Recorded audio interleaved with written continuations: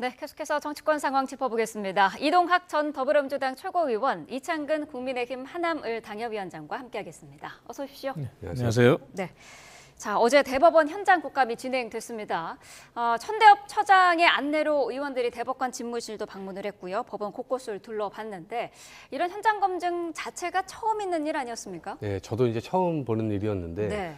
삼권 분립이라고 하는 말 속에 대법원장이 계속해서 숨었는데 사실 견제받지 않는 권력은 또 권한을 가진 사람들은 썩게 마련입니다. 그러니까 정기적으로 주기적으로 이렇게 검증을 받는 것은 매우 중요하다 이렇게 생각을 하고요.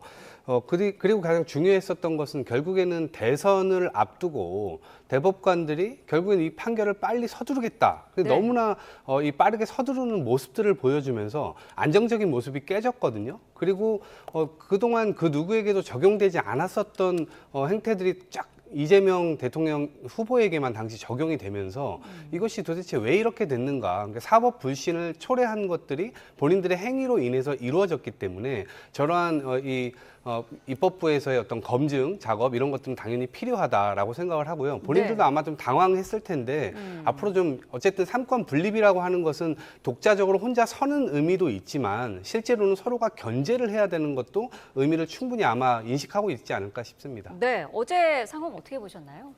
사실 민주당이 상권 분립을 위배하지 않는다 얘기하는데요. 우리가 정확히 상황을 짚어야 됩니다. 뭐냐면은 우리 헌법에는 사법은 법관으로 구성된 법원에 속하는 영역입니다. 그리고 국회법을 보더라도 재판 중인 사안이나 심리 중인 사안에 대해서는 국정감사나 조사를 할 수가 없어요. 네. 그리고 재판에 관여해서도 안 된다고 분명히 말하고 있습니다.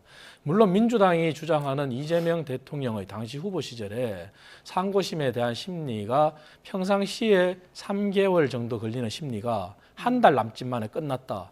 이 기간을 가지고 문제 삼을 수는 있어요. 하지만 그 기간에 관해서 절차가 어떻게 됐고 대법원 전원 심리에 넘어간 그러한 상황에 대해서 천대엽 대법관이 국회 국정감사에서 이미 충분히 소상히 과정에 대해서 설명을 다 했어요. 그리고 심리에 참여한 12명의 대법관 중에 2명의 소수 의견에 대해서도 설명을 했고 네. 10명의 대법관이 함께 그렇게 판단을 내렸다는 것도 설명을 했단 말이에요. 그렇다면 된 거예요. 그런데 민주당이 지금 주장하는 거는 재판 중이나 심리 중인 사안, 왜냐하면 이재명 대통령의 사건은 아직 끝난 게 아니에요. 네. 상고심에서 다시 고등법원으로 돌려보냈잖아요. 그리고 고등법원에서 대통령 임기 중에는 재판 안 하겠다는 그런 잠시 중단된 상황일 뿐이에요. 그런데 이러한 부분을 관여하겠다는 거거든요. 그래서 받아들일 수가 없는 거죠. 그렇다면 민주당이 정말 이런 걸 하고 싶다면 헌법부터 개정을 해야죠. 그래서 재판이나 심리주의 사안도 국회가 들여다볼 수 있다고 하면 가능한 거죠. 그래서 천대엽 법원행정처장이 그렇게 또 국회에서 답을 할 수 있었던 것은 재판관으로서 참여를 하지 않았어요. 그렇기 때문에 가능한 거예요.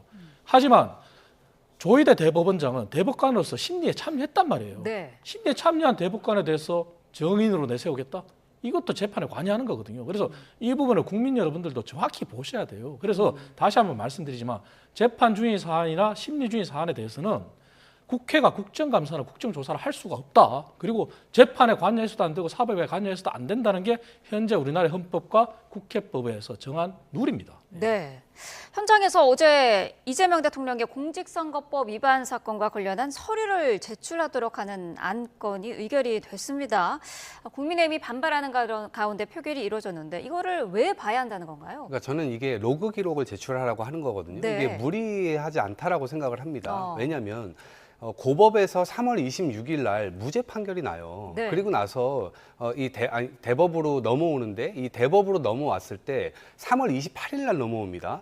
그런데 그때 쭉 진행이 되다가 4월 22일 날 소부에 배당이 됩니다. 그런데 느닷없이 대법에서 전원 합의체로 하겠다라고 얘기를 한 거예요. 그래서 4월 24일 날 바로 판결이 나는데 이틀 동안 6만 쪽, 7만 쪽에 달하는 이 재판 기록을 다 본 거냐라고 얘기를 하니까 네. 처음에 법원행정처장이 나와가지고 그거 다 봤다. 근데 이틀 만에 어떻게 보냐라고 얘기를 하니까 말이 점점점 바뀌어서 3월 28일부터 사실상 이걸 봤다라고 얘기를 하는 겁니다. 그런데 이 재판부의 기록을 보니까 4월 22일 날부터 볼 수밖에 없는, 왜냐하면 소부 배당이 되어야만 법적인 자격이 주어지기 때문에 그때 볼 수 있다는 겁니다. 근데 3월 28일부터 봤다는 얘기는 그거는 더 이상해지는